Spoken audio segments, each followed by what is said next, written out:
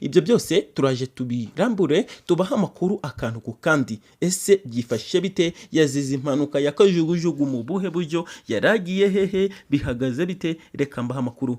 Tega amatwi nkwibwirire, dukorere subscribe, comment, share n'ibindi. Uzaza ubona amakuru yacu ku gihe. Ni amakuru utarabona namba, ni amakuru utarabona handi hantu na hamwe. Perezida William Ruto wa Kenya akanaba umugaba w'ikirenga w'ingabo z'iki gihugu KDF yemeje ko General Charles Ogora wari umugaba mukuru wazo yapfiriye mu mpanuka ya kajugujugu yabaye kuri uyu wa kane. Perezida William Ruto mu ijambo yagejeje mu baturage cyangwa ku baturage ba Kenya yavuze ko impanuka ya kajugujugu ya KDF yahitanye General Ogora Charles yabereye mu gace ka Sindali mu ntara ya Arigeyo Makakweti. Yagize ati, uyu munsi saa 8:20 z'igicamunsi igihugu cyacu cyahuye n'impanuka ibabaje yo mu kirere yabereye muri Sindali, agace ka Kabeni, diviziyo ya Toti ho mu ntara ya Arigeyo Makakweti ahariya ni muri turiya duce to muri Repubulika ya Kenya. Mbabajwe no kubika urupfu rwa General Francis Omondi Ogora, umugaba mukuru w'ingabo za Kenya. Ati, birambabaje cyane usibye ko n'abandi bibababaje. William Ruto yunzemo ko General Ogora yari kumwe mu ndege n'abandi basirikare 11. Yavuze ko 9 muri bo nabo bapfuye, 2 barakomereka. Abandi bapfuye barimo Brigade General Swar Zaidi, Colonel Dukandi, Lieutenant Colonel David Zawe, Major George Besoni Magondu, Capitaine Sola Mohamed, Capitaine Hila Litari, Senior Serija John Kinyua, Serije Griffons Omondi na Serija Rose Nyamwita. Nyuma y'iyi mpanuka, Perezida William Ruto yahise atangaza ko kuva ejo kuwa gatanu Kenya izajya mu cyunamo mu rwego rwo guha icyubahiro abasirikare bapfuye. Mu cyunamo amabendera ya Kenya agomba kururutswa akagezwa rwagati mu kirere. Ruto yavuze ko kuba Kenya yahuye n'iriya mpanuka ari igihe cy'umubabaro ukomeye kuri nje n'umugaba ukirenga w'ingabo za Kenya, umuryango mugari w'abanyakenya ndetse n'igihugu muri rusange.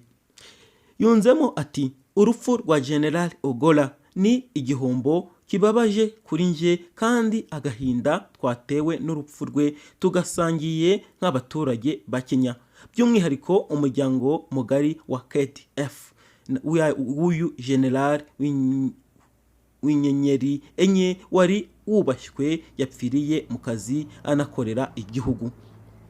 Ruto yakomeje avuga, kugeza ubu ntiharamenyekana intandaro y'impanuka yahitanye General Ogora wari ufite imyaka 61 y'amavuko na bagenzi be. Ruto yahise ayobora inama ya gisirikare y'igitaraganya impanuka ikimara kuba. Yatangaje ko itsinda ry'ingabo za Kenya ryahise ryoherezwa mu gace yabereyemo cyangwa kabereyemo impanuka mu rwego rwo gukora iperereza gihuse.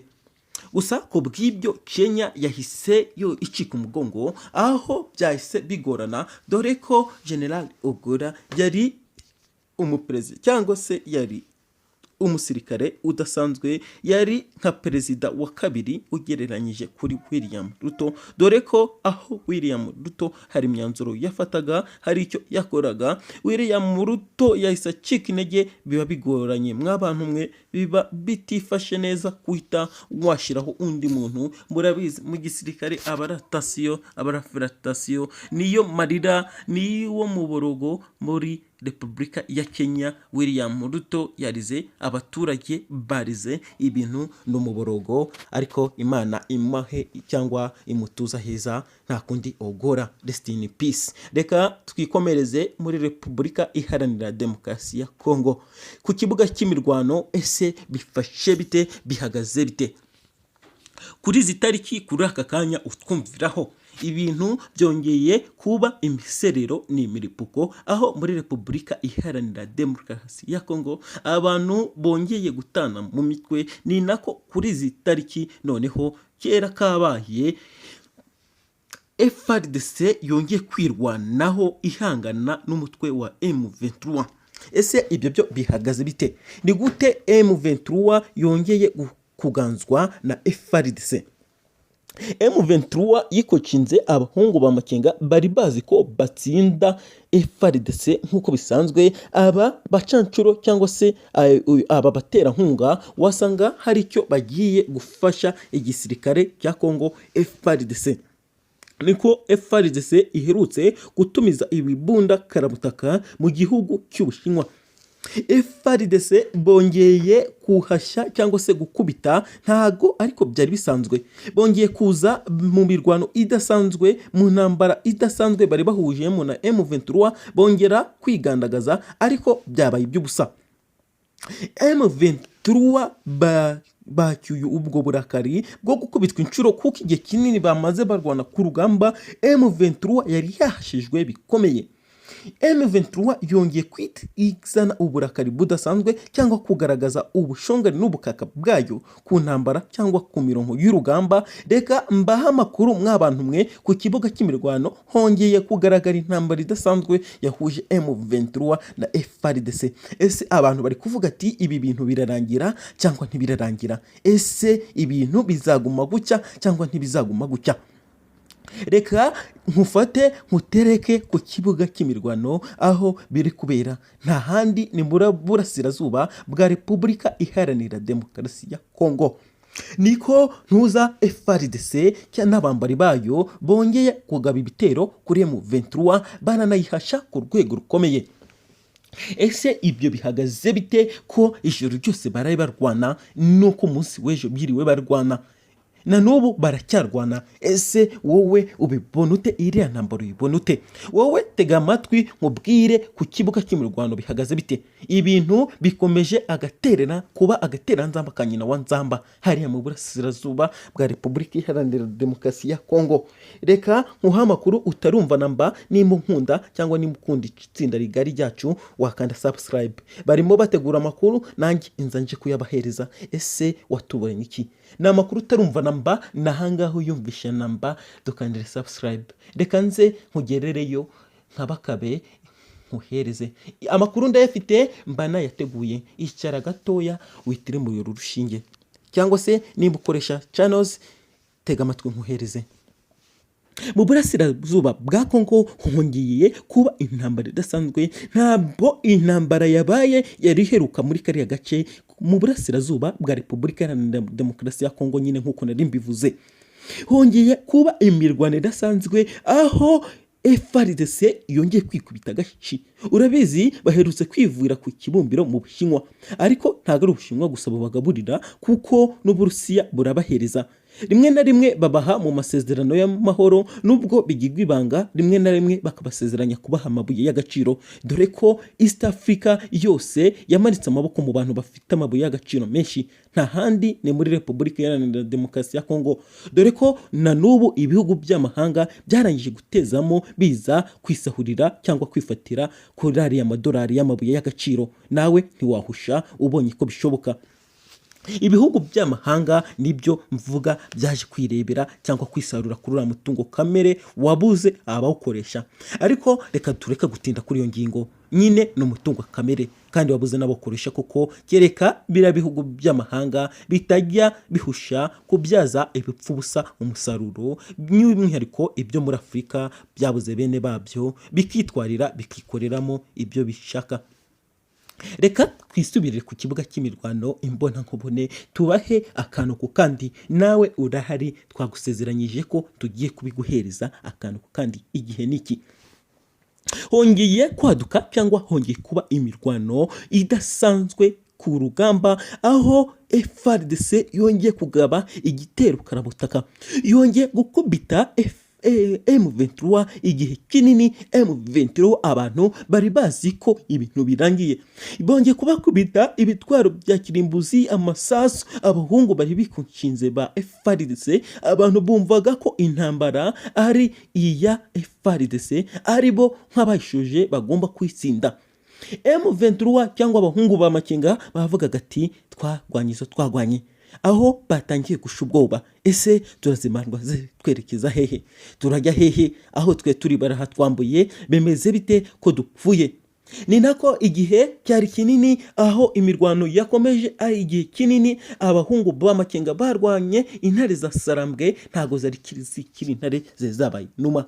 Babafashe barabacucuma, aho babakubise igihe kinini, gwari urufaya rw'amasasu, imbunda nini, dore ko Fardc iherutse kuva ku kibumbiro. Ariko umusirikare munini cyangwa se uwagukubise n'uwo yaragukubise byabaye nk'igitangaza. Fardc yumvaga ko yatsinze urugamba, aho aya mahanga cyangwa abaterankunga bafasha Fardc bari batangiye kubyina yatsinzi. Ni nako Fardc yakomeje kuvuga ko ubu ngubu guhereza itariki noneho hari ikigiye gukora. Ibintu byari byabaye agaterera nzamba kanyina wa nzamba, bibazaga ko kuntu umuhungu wa Makenga atsindwa cyangwa intare za Sarambwe. Baje kubiyuburura cyangwa bazije kubakorera akifundi yahuriye nako hahandi. M23 mwabwa bushongore n'ubukaka yongeye kugarika imbaga yihimura ku bugome cyangwa ku bitero yagabweho na Fardc, ikanakubitwa ikanakugwamo, aho abasirikare ba M23 bari bamaje gushimutwa, abandi bagafatwa mpiri. Nyine bari batawe muri yombi ku rwego rukomeye, aho intambara bari bayitsinzwe ku rwego rugaragara. Ni nako M23 yongeye gukora ububeri itigeze ikora hara mu burasirazuba bwa Repubulika Iharanira Demokarasi ya Kongo.